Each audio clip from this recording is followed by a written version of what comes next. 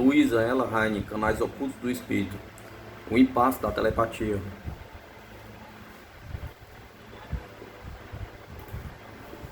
Provavelmente a telepatia é o tipo mais comum de pés. O que mais captou o interesse é a imaginação popular.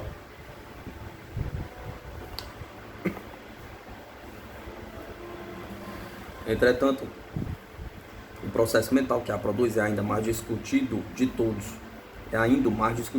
Tem complicação especial que não se encontra na clarividência ou na pré-cognição. Tal se deve à fonte excepcional das mensagens telepáticas.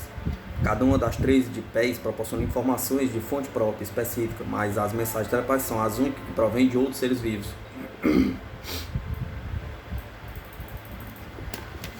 Que também pensam e às vezes procuram enviar o pensamento. Que efeito tem o pensamento em envio? Pergunta se o envio ativo de um pensamento representa o papel necessário iniciador em transferências telepáticas. Se assim for, o processo telepático possui aspectos que faltam na clarividência ou na pré-cognição. Em cada uma destas, a única pessoa em causa é a que tem a experiência. A iniciativa tem, portanto, de provir dele. Somente na telepatia a situação se complica com uma segunda pessoa que também poderia representar papel ativo. Contenta-nos até agora em descrever a telepatia muito superficialmente, dizendo somente que parece simples contato entre 2 espíritos.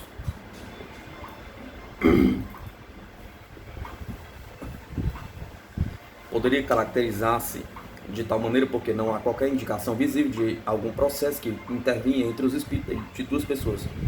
Em muitos casos, anteriormente citado, uma das pessoas recebe um pensamento quando a outra não teve intenção de enviá-lo. Tal fato se observou especialmente em alguns exemplos de telepatia infantil. A amiga de jovem senhora indagou-lhe certa vez a respeito da filha de 4 anos. A mãe tirou do bolso um retratinho que a outra contemplou com interesse e depois observou. Deve-se ensinar música a esta criança. Seria para ela um livro de ouro com as notas de prata. Surpreendido pela serenidade da amiga, a mãe pensou várias vezes sobre a sugestão. Quando chegou em casa, a filha dormia. Mas, ao acordar pela manhã, sentou-se na cama, virou o travesseiro e procurou no meio das cobertas. Depois saía da cama e aproximou-se da penteadeira, onde mexeu nos objetos, procurando. A mãe perguntou-lhe o que estava procurando. Quero um livro de ouro que tem alguma coisa para mim. Estamos agora preparados para indagar o que se passa realmente quando se transferem ideias. Pode-se a dizer ter-se efetuado contato de espírito a espírito, mas realmente esta expressão nada significa. Afinal de contas, o que vem a ser espírito? Pergunta. Os psicólogos têm experimentado séria dificuldade procurando defini-lo. Muitos preferem não empregar essa palavra. De qualquer maneira, não só no uso popular como no técnico, a sua significação está mudando. Conforme o dicionário de Webster, outrora significou entidade que reside dentro do indivíduo, mas atualmente o significado popular coincide mais aproximadamente com a definição psicológica, a totalidade organizada da experiência consciente.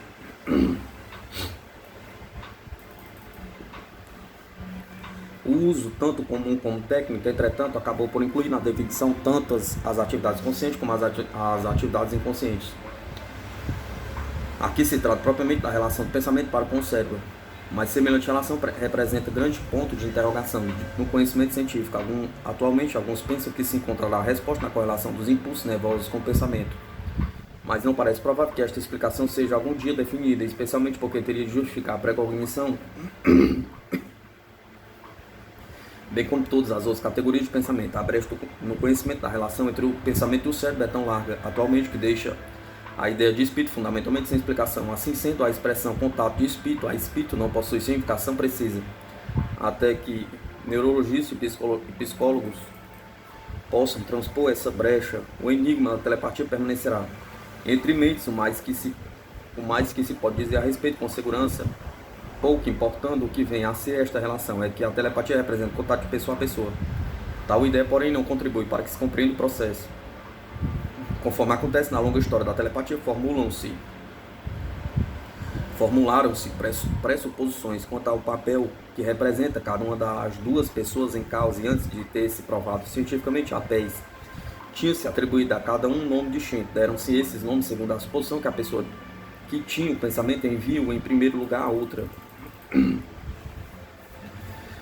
De tal maneira chama-se primeiro chamava-se a primeira de eminente ou agente, a segunda de recipiente ou percipiente. Quando se atribuiu essas denominações, supõe-se que o pensamento se transferia porque a eminente o enviava, espécie de transferência de supõe em casos como o de Jorge da Califórnia. Certo fim de semana planejado, sábado movimentado, não compreendia viagem a Richmond para ver as irmãs. Tinha de fazer concertos no carro, visitar um homem a negócio e um encontro com uma moça. Viu-os, porém, a pensar nas irmãs em Richmond e ficou com a impressão que devia ir até lá para vê-las.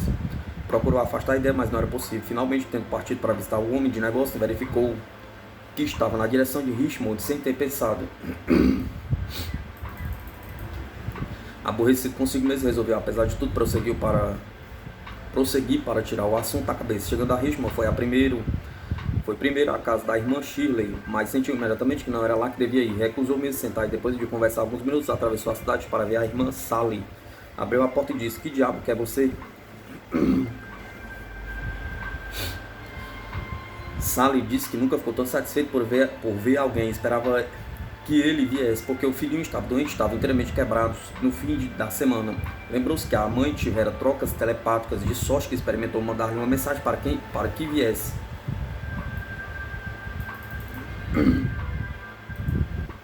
Se examinarmos, porém, outros exemplos de transferência telepática, verificaremos que ocorrem por vezes em situações, casos.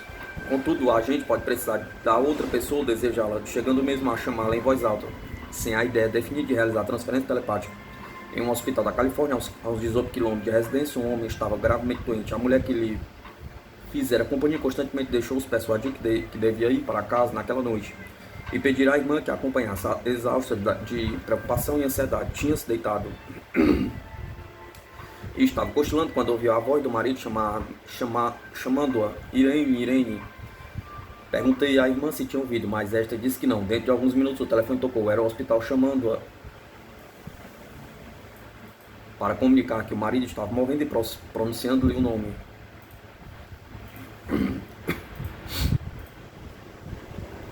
Acontece também que às vezes as pessoas respondem à forte necessidade de outra para mandar uma mensagem, embora mal articulada. Uma senhora de New Brunswick, no Canadá, tinha ido à cidade em companhia de uma amiga para passar a tarde fazendo compras para o Natal. De repente, muito antes de ter acabado, percebeu que devia voltar para casa, e assim fez imediatamente, apesar do aborrecimento da amiga. Ao chegar em casa, encontrou o marido caído inconscientemente dentro do carro, com o rosto cor de púrpura. Tinha carregado de novo o acumulador e estava colocando no carro. Veio um pé de vento e ele fechou a porta da garagem, pensando que tivesse bastante ar lá dentro, mas os vapores do monóxido de carbono o dominaram.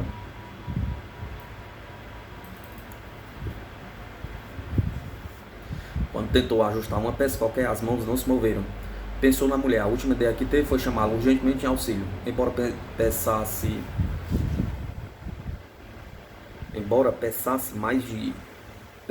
mais de 80 quilos, ela procurou tirá-lo do carro e pô-lo sobre a neve no chão, chamando o vizinho e o médico e levando-o para dentro de casa, onde 4 horas depois voltou a si. A forte necessidade que o eminente sente em tal caso, bem como no precedente, talvez seja fator tão eficaz e necessário como uma tentativa consciente de enviar um pensamento, conforme o caso de Sally. Mas é preciso lembrar os casos semelhantes ao da menina que procurava o livro de ouro. A mãe teve simplesmente a ideia, mas não a de enviá-la. Um fator em todos esses casos que pode parecer importante é a existência da relação emocional íntima e positiva. Em contraste com as situações de relações positivas, entretanto, encontra-se às vezes transferências telepáticas de pensamento que ocorrem quando a relação é negativa. Uma senhora da Califórnia assim escreve: "Ficou provado que meu marido tivera relações íntimas com uma mulher que julgava fosse minha amiga. Quando soube da verdade, disse que a perdoaria, mas nunca mais a aceitaria na minha vida como amiga. Mais tarde casou-se com outro. Perdoei meu marido e estamos vivendo perfeitamente bem quando, 5 ou 6 anos depois deste incidente, sonhei certa noite que ele me telefonava dizendo que estava bem, que ela me telefonava dizendo que estava bem casada agora e porque não seríamos novamente amigas, passeando todos juntos como fazíamos outrora com ela e o marido. Na manhã seguinte, às 9h30 telefone tocou e realizou-se a mesma conversa, palavra por palavra, exatamente como no sonho. Eu disse: ei, filho, não estou surpreendido com esta conversa, porque eu a sonhei exatamente assim, palavra por palavra. Ela respondeu: também eu não estou surpreendido, porque tenho pensado muito em você e quando ia telefonar-lhe, imaginei que não me respondesse. Mas hoje de manhã senti-me compelido a falar-lhe. Não será preciso dizer que não a admiti. Não será preciso dizer que não a admiti nunca a minha amizade, mas foi exatamente isso que se deu. Contudo, gostem-se ou não, as pessoas podem-se dizer que se interessam uma pela outra, ficando emocionalmente combinadas até certo ponto. Todavia, tem-se relatado numerosas experiências entre pessoas ligeiramente ligadas por laços emocionais ou mesmo sem ligação alguma.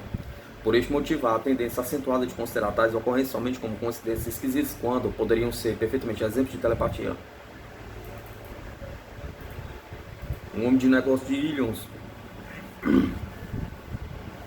voltava depois do almoço para o escritório. Observou um conhecido político estadual de pé na porta de outro escritório, aparentemente mergulhado em profunda concentração. Então, diz o homem de negócio, quando levantou a cabeça e me reconheceu, entrou-me no espírito um pensamento. Atravessei o vestíbulo e contei-lhe uma historieta, que como visitara quando o moço New Hampshire e tinham-me mostrado uma árvore em cuja casca o guia disse terem cortado as iniciais de Daniel Webster. Talvez no final da década de 1830, lá estavam de fato as iniciais DW profundamente entalhadas na casca e evidentemente muito antigas. Quando, rapaz, mais tarde, lembrei muitas vezes desta experiência, mas já havia esquecido completamente até esta ocasião. O legislador do Williams olhou-me e disse: deve ser um caso de telepatia. Depois, apanhando um cartão, recitou as palavras de Daniel Webster, pronunciadas há muitos anos, que ele estava procurando decorar para citar uma reunião democrática naquele dia. Experiências semelhantes podem empreender pessoas inteiramente estranhas. Levando-se em conta a impossibilidade de ser ocorrência organizada, referem-se mais exemplos, quando tal é o caso, do que seria de esperar. Sugerem fortemente transferência telepática. Um senhor que atualmente vive no Ohio estava servindo em 1944 na base do exército, na zona do Canal.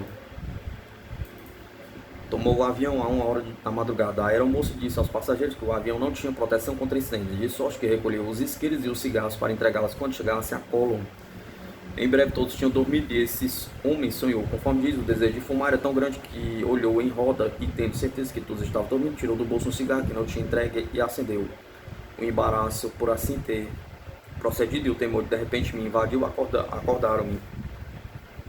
Não será preciso dizer que não estava fumando, mas a horrível impressão de crime que me invadiu fez-me dar busca pelo chão sem que encontrasse qualquer ponta de cigarro ou palito de fósforo. Depois de termos desembarcado em Colon, no Panamá,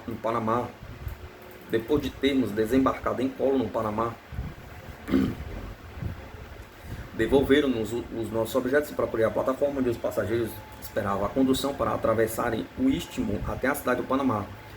Um avião ocupava assentos do outro lado do meu,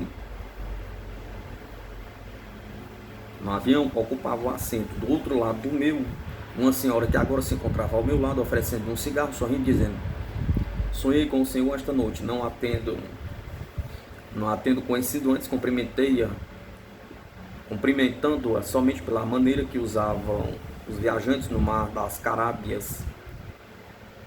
Suponho que revelei surpresa no rosto, porque ela então juntou: sonhei que o senhor estava fumando um cigarro e quando acordei tive de verificar se não havia sinais de cigarros ou fósforos. Verificamos assim que as pessoas recebem pensamentos de outrem mediante grande variedade de relações emocionais, necessidades ou impulso para transferir pensamentos. Em todos os exemplos acima, a transferência foi ocorrência em um sentido único. Às vezes, porém, refere-se casos, embora raros, em que a transferência é recíproca. Neste, dificilmente pode dizer-se qual das duas pessoas é responsável pelo início da transmissão.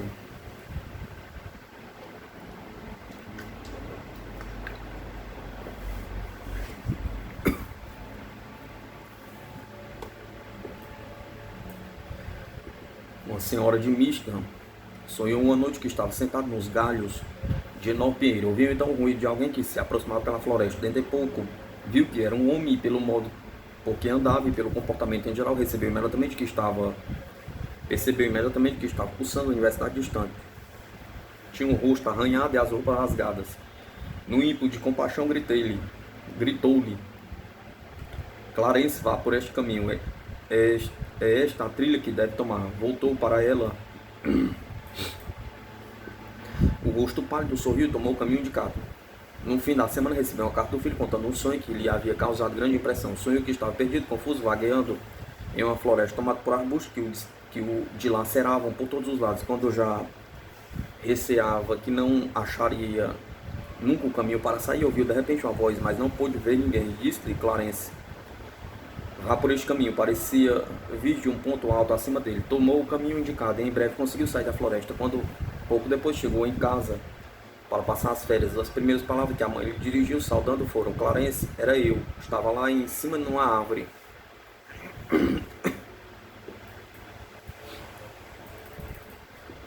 Seja qual for o significado destes exemplos de ação mental recíproca, não contribui para a solução do enigma da telepatia. Ao contrário, aumenta a dificuldade. Devemos também lembrar que muitos casos de clarividência em que não é possível existir eminentemente têm grande semelhança com alguns de telepatia. Telepatia esta se apresentando em experiência em que o eminente tem grande urgência em enviar qualquer mensagem ao recipiente e este parece recebê-lo, pois age de acordo. Em algum destes casos de clarividência existe certo perigo e o recipiente reage quando ninguém tem conhecimento dele. E portanto não seria possível enviar qualquer mensagem. O impulso resultante do recipiente poderá ser exatamente o mesmo que uma mensagem telepática causasse. Entretanto, a informação só poderia ter provindo de clarividência. Uma senhora de New Jersey foi à cidade fazer compras, deixando em casa o marido de uma filha de 2 anos. Então, conforme conta, estava quase no centro de Patterson quando soube, mas não posso explicar como, que deveria voltar para casa muito depressa. Senti-me presa de pânico. Saí do ônibus em que estava e tomei outro para voltar para casa. Verifiquei que meu marido resolvera repousar um pouco em companhia da menina e a casa estava cheia de gás. Minha filha tinha brincado com o fogão e abriram as torneiras enquanto o pai dormia. Depois foi deitar-se perto dele, adormecendo. Só me lembro do sentimento de pânico e da necessidade de voltar para casa deixando de lado as compras.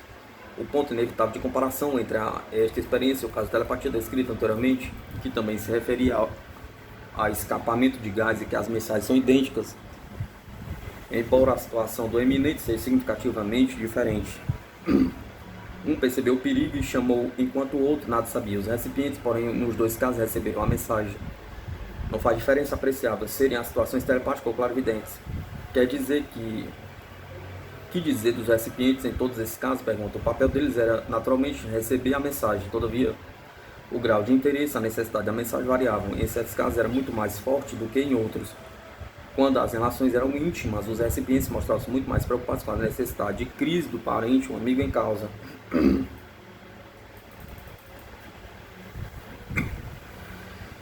Quando as relações eram casuais, os recipientes estavam também, presumivelmente, tão preocupados com os eminentes. É possível, portanto, dizer que as mensagens recebidas eram todas de certo interesse para os recipientes.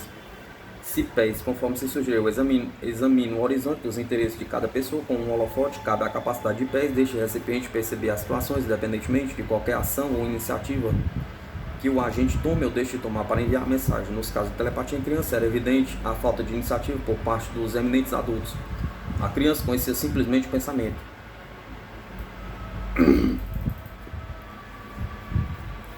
Dessa maneira, vemos-nos forçados, por assim dizer, a transferir a importância do eminente para o recipiente. Não quer dizer necessariamente que o eminente jamais represente papel essencial. Não é possível afirmá-lo. Significa que vemos ocorrer a telepatia independentemente da iniciativa de ação do eminente. Ninguém pode dizer quais os efeitos que exerce, se a sua atuação facilita a transferência ou pelo menos assim o faz para certas pessoas, e se tal se dá, até que ponto.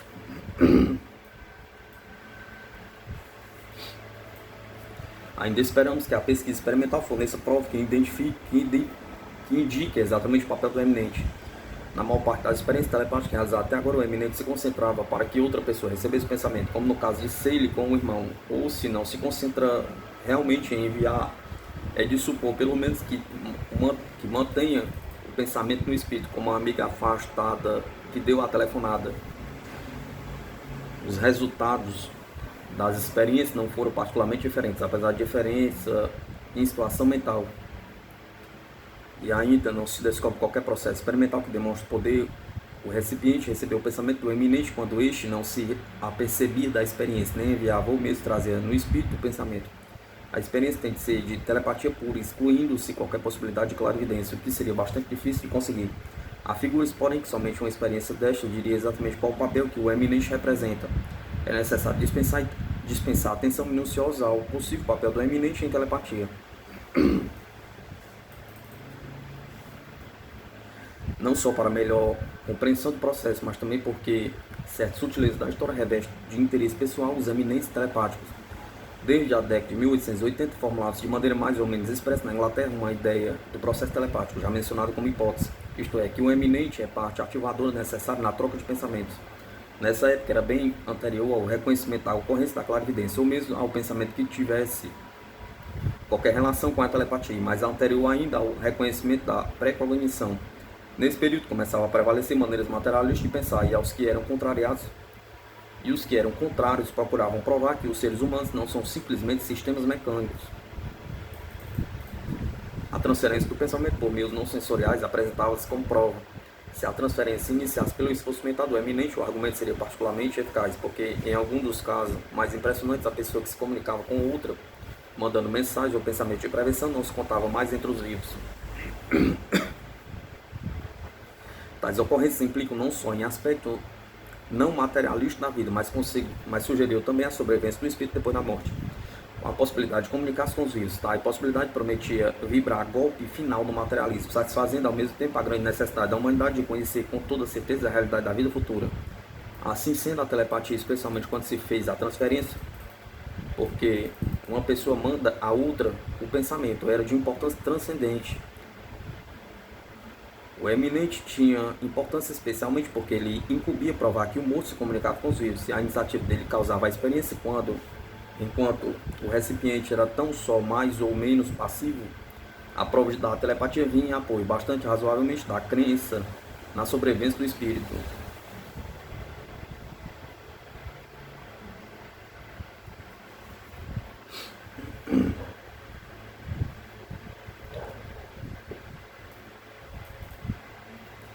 A eficácia geral da argumentação era tão mais forte porque a forma da experiência telepática mais convincente era a que denominamos neste livro de alucinatória. As experiências alucinatórias pareciam indicar evidentemente que o eminente lá estivesse conforme se via ou ouvia. Experiências telepáticas sob outras formas sem que implicassem e provia a mensagem de mortos não despertavam interesse. Dessa maneira, se via ou ouvia um moribundo em certa ocasião significativa. Ninguém duvidava que essa pessoa aí tivesse estado realmente sob certa forma espiritual. Supunha-se que estivesse comunicando a partida e despedindo-se.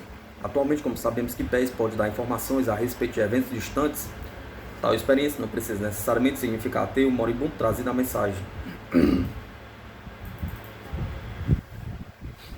nem tê-lo visto ou ouvido implica necessariamente em que ele já estivesse. Por isso que agora sabemos que uma das maneiras de exprimir informações recebidas por pés é o efeito alucinatório.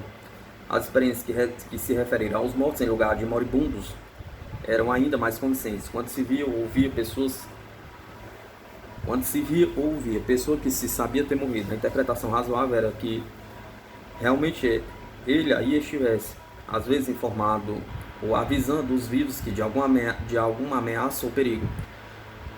Tal teria sido a interpretação de uma experiência como a que teve certa mulher de Nova York, que acordou uma noite ouvindo a avó já falecida chamá-la. Lembra-se do ocorrido da seguinte maneira: a avó falecera já há alguns pares de anos. Pulei da cama e nem mesmo olhei para a criança, que dormia perto de duas cadeiras. Precipitei-me pelo corredor até o quarto onde minha mãe dormia. Mamãe me chamou? Perguntou. Alguém me chamou, parecia a avó. Minha mãe respondeu sonolenta: não chamei. Voltei para o quarto, aí descobri, horrorizado, que a criança com o travesseiro e as cobertas escorregara das cadeiras e estava no chão debaixo de um monte de roupas. Dentro de mais alguns minutos estaria sufocada.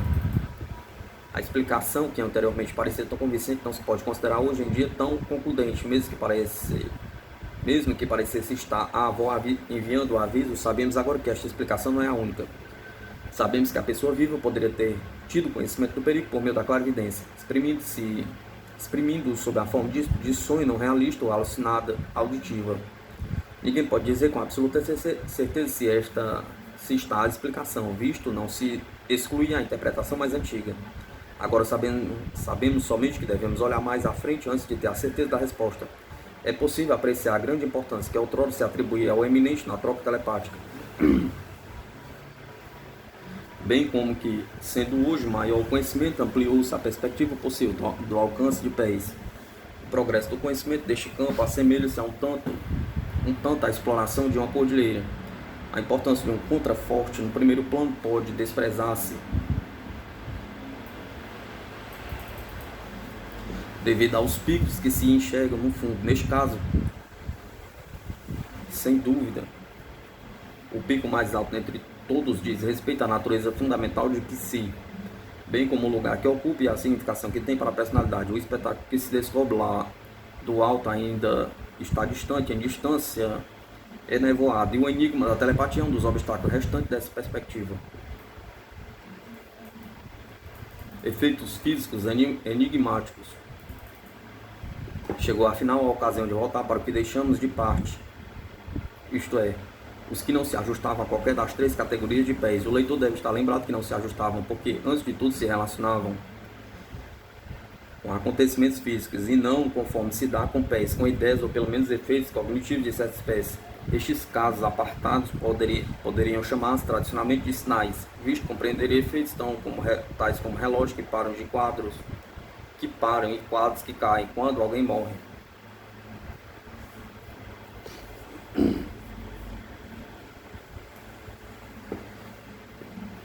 Em cada caso ocorre evento objetivo para o qual os observadores não encontram causa ordinária e que, em consequência, interpretam como a tendo oculta.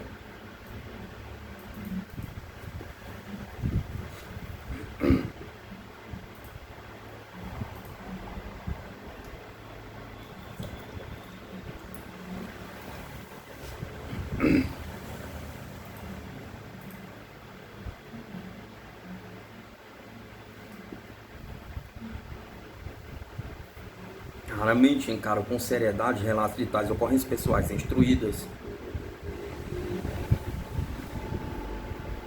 Raramente encaram com seriedade relatos de tais ocorrências pessoas instruídas e ainda menos os cientistas.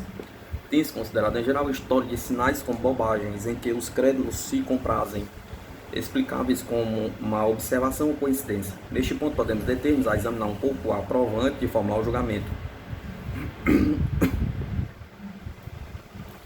Assim procederemos, porque se encontrou vislumbre de efeito de espírito sobre a matéria pelo mesmo processo de pesquisa cuidadosamente controlado em laboratório que se serviu para a prova de pés. Tal efeito denomina-se geralmente de psicocinese ou abreviadamente PC. Como todos nós sabemos, velhas crenças e superstições têm se verificado por vezes terem certo fundo de verdade, embora profundamente embutido em acréscimos estranhos. Este pensamento nos leva a indagar se qualquer dessas ocorrências enigmáticas não poderia o resultado de PC atuando espontaneamente nas situações da vida. Voltando-nos para as provas, verificamos que, conforme as interpretações que as ocorrências tiveram, consideram-se algumas como provenientes de moribundos, outras de pessoas já falecidas e ainda outras de indivíduos ainda vivos. Dos moribundos,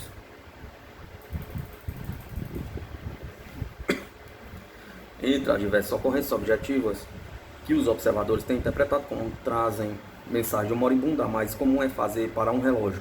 As circunstâncias, porém, variam. Algumas vezes dizem para não andar mais, como se defeito irreparável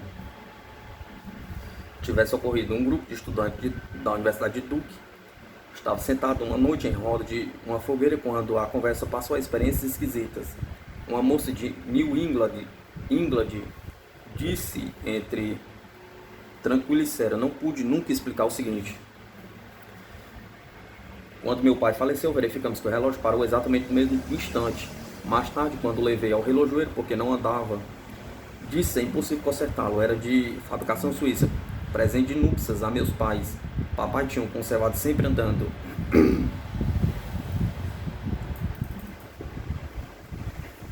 Mas nós não conseguimos fazer com que andasse novamente. Contudo, nos casos referidos, nem sempre se menciona dano permanente, de sorte a supor que, em outros casos, o relógio continua a trabalhar.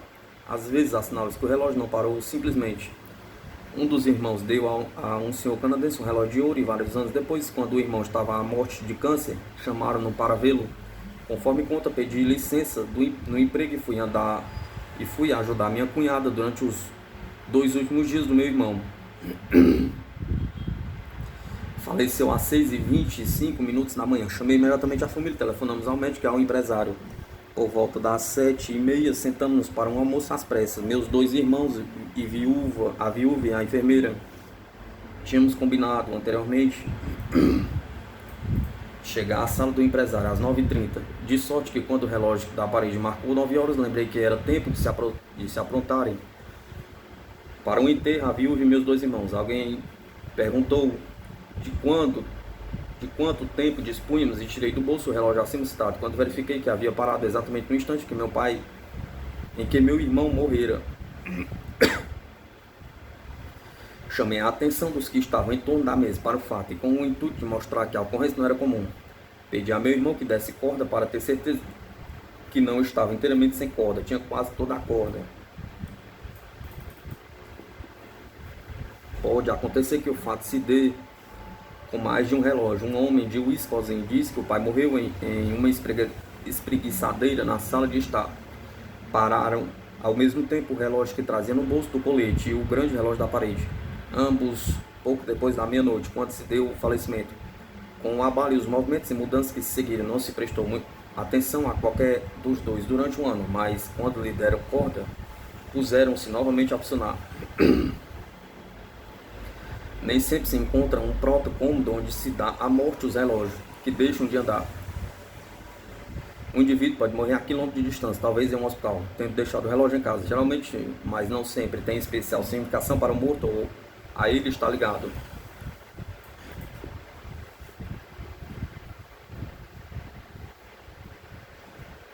A 3 de outubro de 1953, às 9h35 da noite, morreu um homem em um hospital de Indiana, a uns 12 km de casa, escreve a filha. Chegamos em casa vindo do hospital e começamos a tomar providência, passando telegramas, telefonando, e quando olhamos para o relógio favorito do papai, um cuco que mamãe lhe havia dado de presente naquele ano estava parado exatamente às 9h35, hora em que meu pai morreu.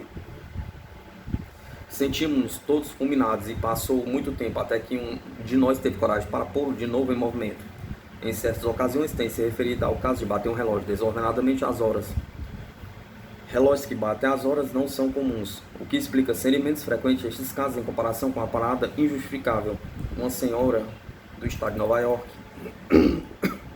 lembra-se, há uns 28 anos, em uma tarde da primavera em nossa casa no Massachusetts, papai, mamãe e eu estávamos lendo em voz alta até quando às 7h20 o relógio bateu uma só vez, somente batia às horas.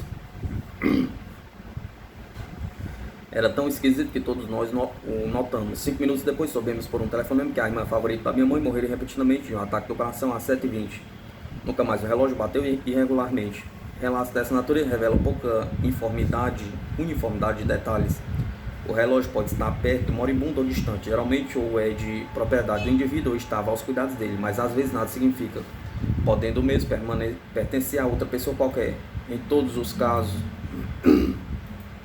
as pessoas que observam a ocorrência são amigos íntimos ou parentes do falecido, pessoas que a morte afeta. Parecem-lhes mensagem a aparato do relógio. Embora sem a frequência dos relógios, quadros também figuram em ocorrências que se interpretam como mensagem de falecimentos. Um senhor de Nova York, por exemplo, tinha um retrato de um colega que então vivia em Honolulu, com moldura de prata sobre a penteadeira. Depois da meia-noite, a 28 de janeiro de 1949, ouviu cair um objeto qualquer. Quando foi ver, encontrou o retrato no chão, surpreendido porque não notara qualquer aragem ou vibração capaz de fazê-lo cair.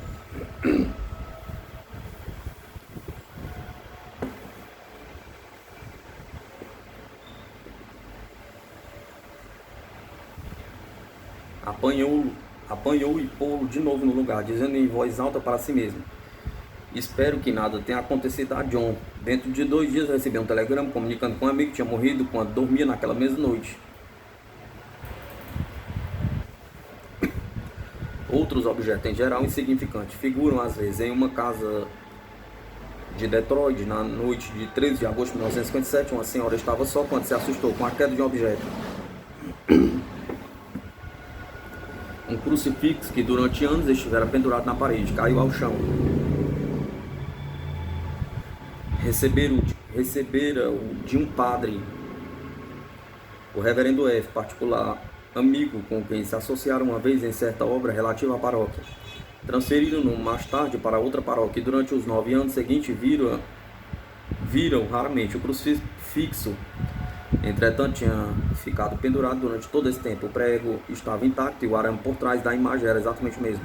O jornal do dia seguinte trouxe a notícia da morte do reverendo F. Naquela noite, às 10h30, na paróquia, do outro lado da cidade, havia discordância na hora. Porquanto o crucifixo caiu às 6h15 da tarde, morreu de um ataque cardíaco. Não se sabe se teve o ataque horas antes de falecer. Às vezes é a quebra de objeto frágil que transmite a mensagem. Uma senhora de Nevada conta uma experiência que gira em torno do irmão mais velho.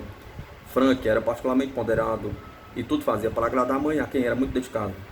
Diz aquela senhora, um dia chegou em casa trazendo um lindo prato de cristal talhado. Mamãe achou que era acontecimento maravilhoso e colocou em cima do aparador.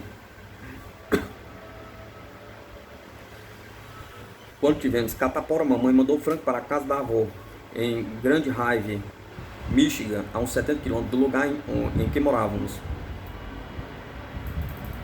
Embora relutasse em fazê-lo, 2 dias depois de ter ele seguido viagem, mamãe e a vizinha estavam tomando café pela manhã e ela nos recomendou que ficássemos quietos. Repentinamente o prato de cristal estalou, quebrando-se pelo meio. Minha mãe gritou e disse, meu Deus, Frank morreu. Todos procuraram tranquilizá-la, ela porém dizia que bem o sabia. Uma hora depois recebemos um telegrama da vovó dizendo que fôssemos imediatamente porque ao acontecer a Frank, mamãe disse, bem sei, chorou durante toda a viagem até Grand Haven. E vovó veio ao nosso encontro na estação. Antes que nos pudesse dizer o que acontecera, mamãe perguntou, em que salão funerário está ele? Ele ficou boquiaberto. Ela ficou boquiaberta e mamãe correu pela rua até chegar à casa em que estava o corpo de Frank, sem que ninguém lhe dissesse. Não queria deixar que ela ouvisse, porque algo de terrível tinha acontecido.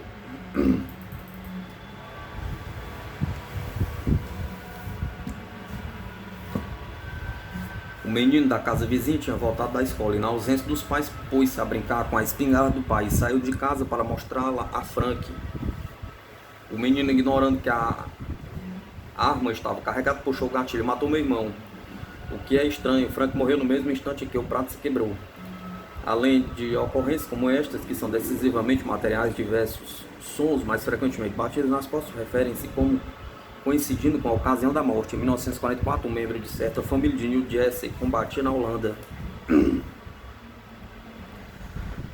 Antes de partir, tinha um hábito, quando visitava a tia, que vivia na vizinhança, de dar 3 pancadas na porta, de sorte que só ela soubesse quem era.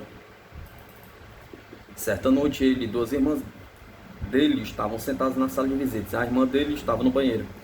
Todos estavam falando quando ouviram 3 pancadas na porta. Sabiam que ele não podia estar em casa, né? De sorte que ficaram sentados assombradas.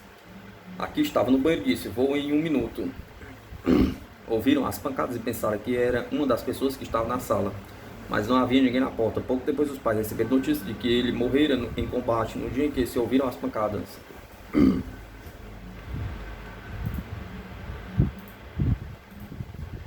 Todos os casos semelhantes a este, em que o efeito é auditivo, levam a indagar se o efeito foi realmente material ou provavelmente psicológico. Ou, em outras palavras, a alucinação, serem tais sons ouvidos por todos os presentes, constitui argumento contra esta última possibilidade, embora não a exclua finalmente.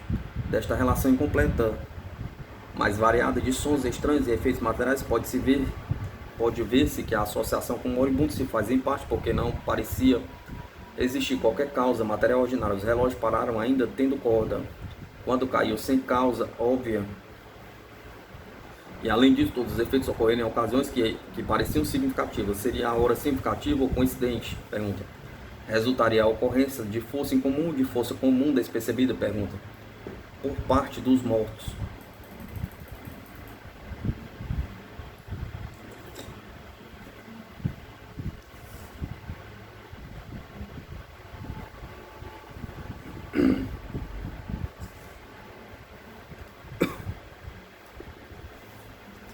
qualquer pessoa que perdeu parente ou amigo íntimo depara provavelmente com certas ocasiões que lhe fazem lembrar intensamente a pessoa em que se associam muito de perto com a lembrança dela. Em tais ocasiões, alguns indivíduos têm percebido a ocorrência de certo efeito físico para a qual não encontra explicação ordinária. Também neste caso os relógios ficam frequentemente afetados, mas nesta associação refere-se menor número de vezes que tenham simplesmente parado. Disse-a, mas provavelmente com o relógio parado começou a andar ou um que bate as horas passou a batê-las desordenadamente. Um senhor da Flórida foi com a mulher e a filha em viagem de negócio em uma cidade que distava a 180 km do lugar em que residia. Sentia-se muito mal repetidamente, levaram-no para o hospital às 11 da noite. E no dia seguinte morreu às 10h20. Depois escreve a mulher: minha filha me acompanhou de volta à nossa casa. Na manhã seguinte, quando estávamos arrumando a casa, percebendo repetidamente que um relógio velho parado há anos estava trabalhando barulhentamente. Não tínhamos estado perto dele, nem qualquer pessoa estranha nos tinha visitado.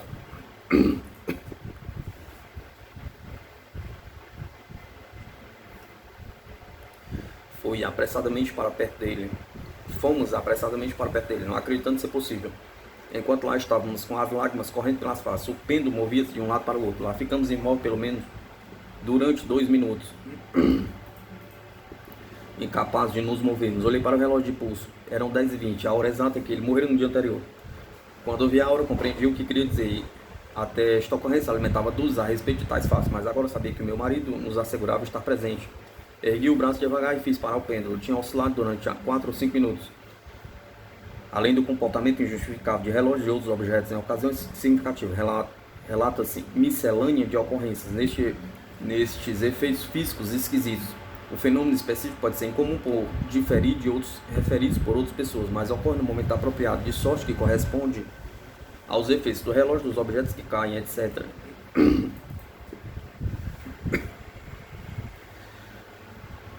Certa senhora de Massachusetts lembra-se: nos fins de novembro de 1952 estava começando a minha segunda gravidez e achava-me bastante mal. Um dia, ao cair da tarde, estava na cama do meu quarto, que era muito perto da cozinha. Estava só. Meu marido e um filho pequeno estavam nos sobrados nos cômodos da minha irmã. Na ocasião, eu estava arriscada a perder o filho, que havia desejado grandemente, e me sentia muito aflita. Comecei a rezar para salvá-lo, depois passei a rezar a meu pai, já falecido. Disse-lhe: por favor, papai, interceda por mim junto a Deus para salvar o meu filho, porque desejo muito dar-lhe o seu nome. Por favor, salve-o. Quando as palavras deixaram os meus lábios, ouvi um ruído na cozinha. Olhando para lá, vi as 2 bicas da pia abertas jorrando água. Como não podia abandonar o leito devido à recomendação do médico, deixei-me ficar a olhar. 5 minutos depois, meu marido apareceu e viu também. Perguntou por que tinha feito aquilo. Respondi que não tinha deixado a cama. O resultado da história é que nada tive durante a gravidez, nascendo-me uma criança bonita e saudável, a que deu o nome de meu pai, conforme prometeram. As bicas são de modelo moderno, tendo-se de abri-los ou fechá-los, girando com a mão uma peça. Abriram-se de uma só vez na capacidade total. Tinha vivido nesta casa há 3 anos. Era a primeira vez que tal acontecia. Estavam em boas condições, não gotejavam e as junções eram perfeitas tanto quanto era possível ver.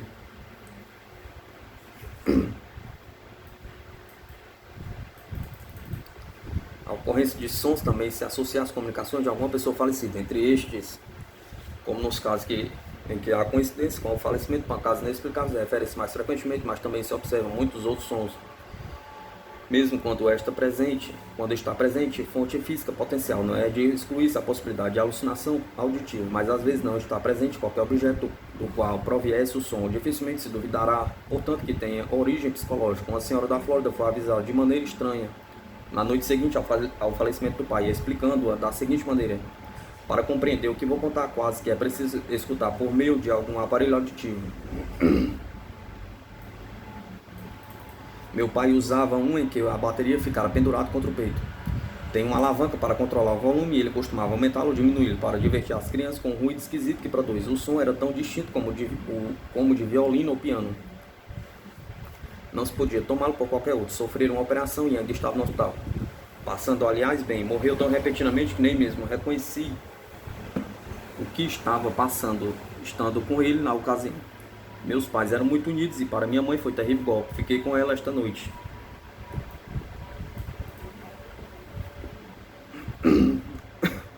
Fiquei deitada, muito quieta, esperando que ela chorasse até dormir, pensando se devia chamar o médico para dar-lhe uma injeção. Devia ter sido por volta da meia-noite que eu ouvi o tal som. Pensei com certeza, era fruto da minha imaginação, de sorte que nem mesmo olhei para minha mãe, mas dentro de instantes deixou de chorar. Ouvi de novo o som, desta vez mais alto, e mamãe disse: "Você está ouvindo o que estou fazendo?" Perguntou. Respondi: "Estou sim", disse ela. "É o aparelho auditivo de seu pai", e o som tornou-se cada vez mais alto até encher o quarto e parecia linguagem de código. Como se procurasse transmitir-nos alguma mensagem. Extraordinária era que não parasse. Extraordinária era que não parava. Continuou por 1 hora ou mais, até que adormecemos. Acalmou minha mãe como nenhum outro meio conseguiria. Nunca mais o ouvi. Na ocasião, o aparelho não estava em nossa casa. Contei ao meu irmão e ele caçoou, dizendo que devia ter sido o vento, mas era uma noite clara e calma de julho. Nem se via uma folha mover. Se alguém me houvesse contado, não teria acreditado, mas de fato aconteceu. Observe-se estes efeitos em ocasiões em que se aplica a certa pessoa já falecida. Não se trata de qualquer crise para o morto, como os acidentes associados ao moribundo, mas de um que tem significação para o observador vivo. Nas experiências acima citadas, as pessoas eram bem conhecidas uma da outra, efeitos incomuns, em geral sons mais do que outras manifestações materiais mais definitivas, associam-se por vezes a algum morto desconhecido. Em outras palavras, algumas pessoas falecidas a quem o indivíduo vivo não conheceu nunca ou de quem nunca ouvira mesmo falar. Tais sons, em grande parte, embora nem todos, compreendendo pancadas, ruído de passa, etc., repetem-se, não sendo episódios singulares como os de que tratamos aqui. São efeitos que em geral se incluem na denominação geral de assombração. Constitui só por si tema de discussão e investigação, mas não podemos empreender neste ponto.